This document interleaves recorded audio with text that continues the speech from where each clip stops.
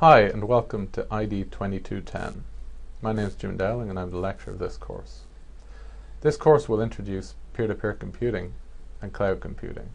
It will be roughly 80% peer-to-peer computing and 20% cloud computing.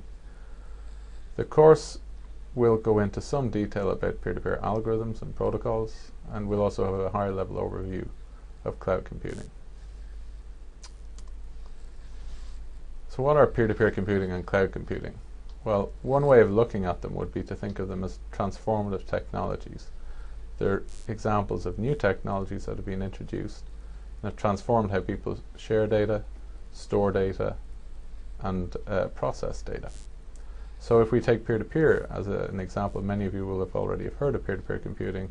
You'll be familiar with such tools as BitTorrent, which is widely used to share music, videos on the internet.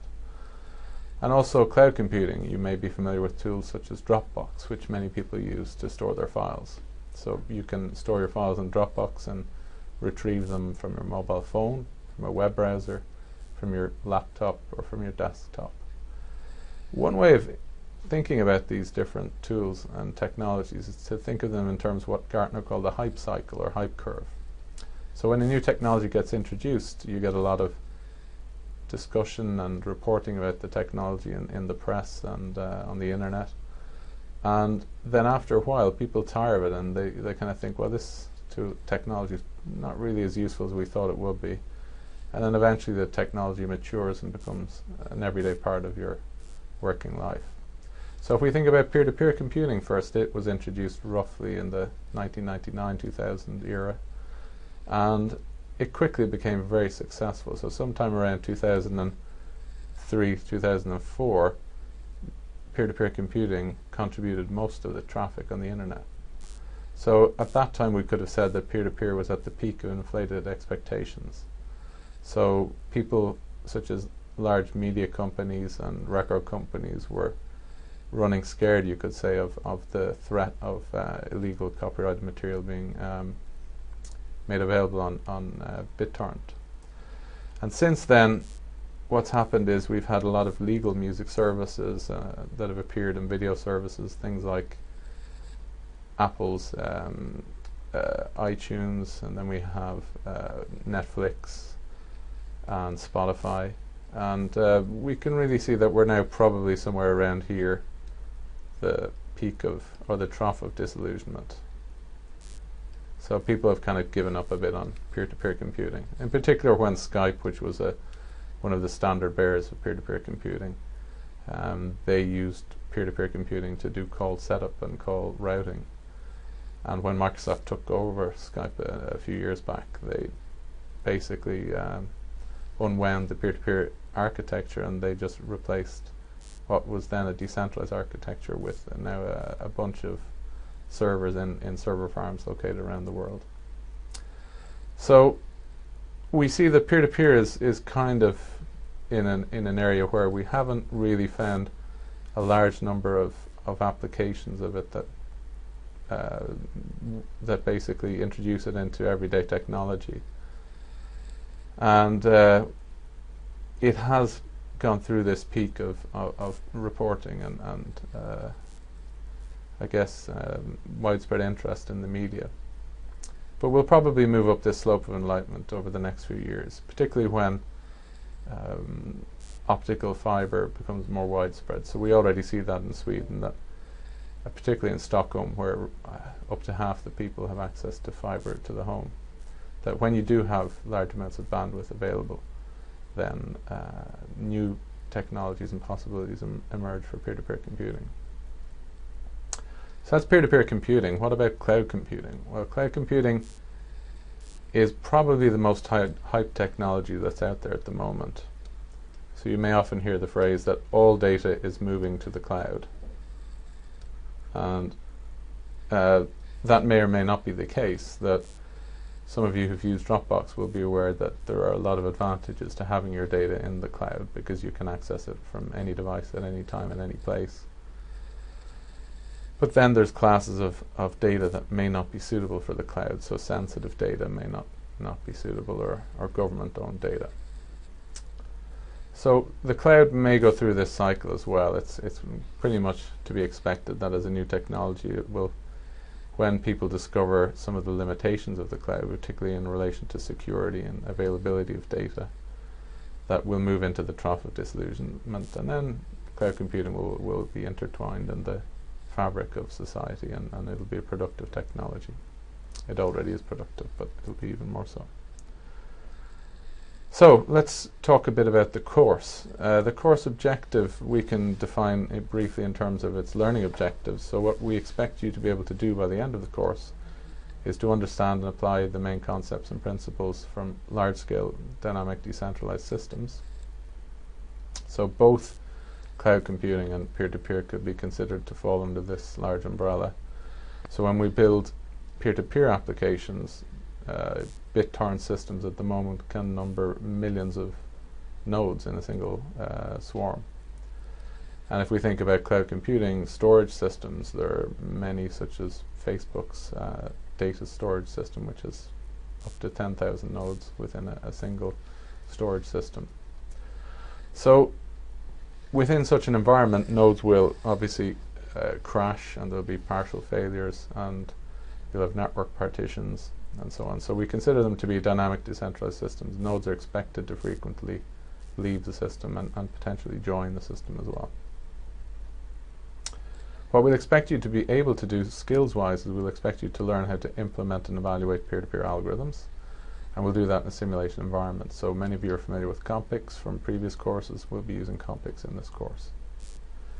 We'll also teach you how to read, review, and present scientific papers from the field, so particularly from the field of peer-to-peer computing and cloud computing. And finally, we expect you to be able to understand the main concepts and principles from cloud computing when you're building a distributed system. So to be able to know when is it suitable to use the cloud to store data or provide services, and when it's less suitable. Some of the areas we're going to cover in the course in terms of the topics of study will be some of the fundamental results in large-scale distributed algorithms we'll be introducing. We'll also introduce an overview of peer-to-peer systems in general, some of the algorithms that you find in the area, and the applications of peer-to-peer systems that are currently out there. We'll also look in a bit more detail about a certain class of peer-to-peer systems called structured overlay networks, and another class of peer-to-peer algorithms that we'll study in some detail are what are called gossip and epidemic overlay networks. So you can think of epidemic overlay networks as being inspired by how infectious disease spreads amongst populations. So if we take disease and we replace it with the notion of data, how would we like data to spread within a population and to do it quickly and to have wide coverage within the population? Well, we have algorithms that help us to achieve the same goals in peer-to-peer systems. We want to spread some data amongst a set of nodes, and we want to do it in a decentralized manner so that if nodes fail, if network links are broken, the data will still get propagated to all nodes with high probability. Well, I was going to look at content and streaming distribution networks. So things like video streaming is very popular as an application of peer-to-peer computing. Video on demand is also widely used. We're also going to look in cloud computing, we're going to look at the Hadoop stack. So Hadoop is often considered the default platform for big data at the moment. And finally, we'll have some guest lectures in the course. So we have Spotify and Imperialism, two companies that work using peer-to-peer in their software. And I don't think at the moment we have a cloud computing company in, but we'll see later in the course whether that will manifest itself. So there is no course book for this, for id2210. The material that we're going to cover in the course will be based mainly on research papers, and you'll find all the material on the course webpage listed below. It's actually KTH Social, it's redirecting to KTH Social. And the assignments for the course will be handled using Builda, so you'll need to be registered in Builda to be able to upload your assignments. So the expectations from for you to pass this course are that you will pass two moments in the course. We have the examination moment, which is 60 points, and then we have the home assignment or lab, which is 40 points. So the exam is 60 points, and this is 40 points.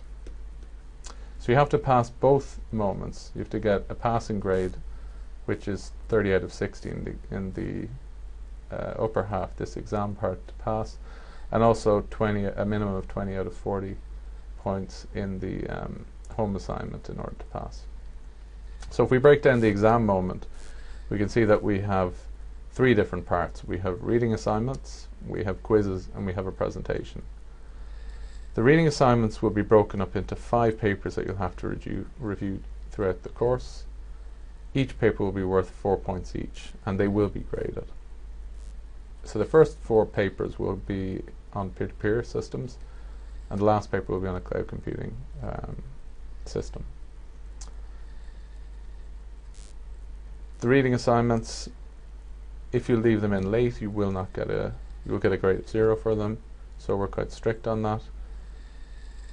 And similarly with the home assignment, if you're late, 10 points late per week, and a minimum of 10-point deduction for a late submission, so you might as well be 1 whole week late if you're going to be late.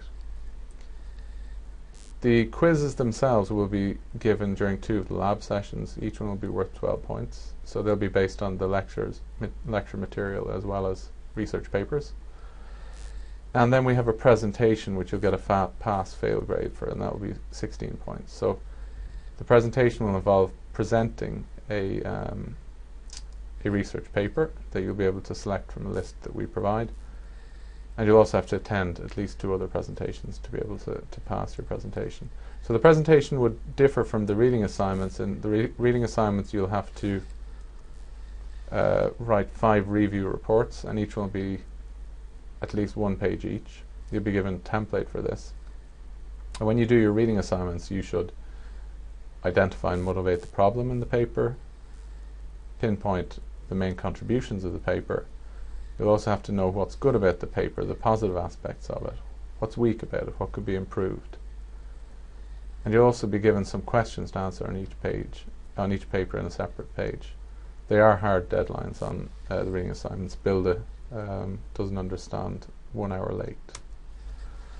The programming assignment, it will be building a peer-to-peer system in Compix, and we'll do this in a kind of a layered approach. So the programming assignment will be structured in such a way that you can build subsequent layers of your system, and your grade will reflect how far you reach in terms of building the entire system or building parts of the system. So if you build only parts of the system, you will not get a top grade in it, but if you build the whole system, you have a chance of getting a good grade. So you will be able to evaluate your system in simulation mode in Compix, and you'll be able to evaluate things like the performance and properties of the system. So properties of peer-to-peer systems we often think of in terms of what happens if a large number of nodes fail. If we have partitions in the network, will the system continue to function? You'd also have to write a report about your lab assignment in a document, and you have to pass this task in order to pass the course as a whole. So as I mentioned already, you'll be deducted 10 points per week late. The grading scheme for the lab assignments will be, you'll be getting a grade from either A to F. Similarly, for the reading assignments, you will be given a grade for these from 0 to 4, because it's 4 points each. So 0, 1, 2, 3, 4 points for each reading assignment. The quiz itself, the quiz will be, as I said already, it will be questions based on lecture notes and the corresponding papers. And the papers will be put up on KTH Social, so you can see the list of papers that questions will be based, that material that you expect to know will be covered in class, and also you expect to read that material outside of lecture time. The presentation will be a 15-minute talk on a scientific paper, so you'll have to do slides that's of some sort to present your paper. We'll give you a list of papers to choose from, but if you have a really great paper that you'd like to present, then that's fine too, as long as you get agreement from myself or Salman, who's the teaching assistant on the course. So the final grade of your that you'll get from this course will be from A to F. That'll be the sum of points you collect from both the home assignment and the examination moment. One important point to note here is that you are allowed to work in groups of 2 for the reading assignment, lab assignments, and the final presentation. So the quiz is an individual exam, but otherwise for the other assignments and the presentation you can work in groups of 2. So you should report to me your desired group by the end of the first week of class. And if you don't do that, then I'll decide on group members. They can be assigned automatically in Builder. We can use Builder for the course discussion, and the course website is on KTH Social. So lecture notes, paper lists, discussion, and hopefully these videos will be up on KTH Social after each lecture. I'm the lecturer. Salman will be the TA, and we'll have guest lectures from Spotify, that's Gunnar Kreitz, Imperialism, Roberto Reverso, and Amir Pevera will pop up at some stage during the course.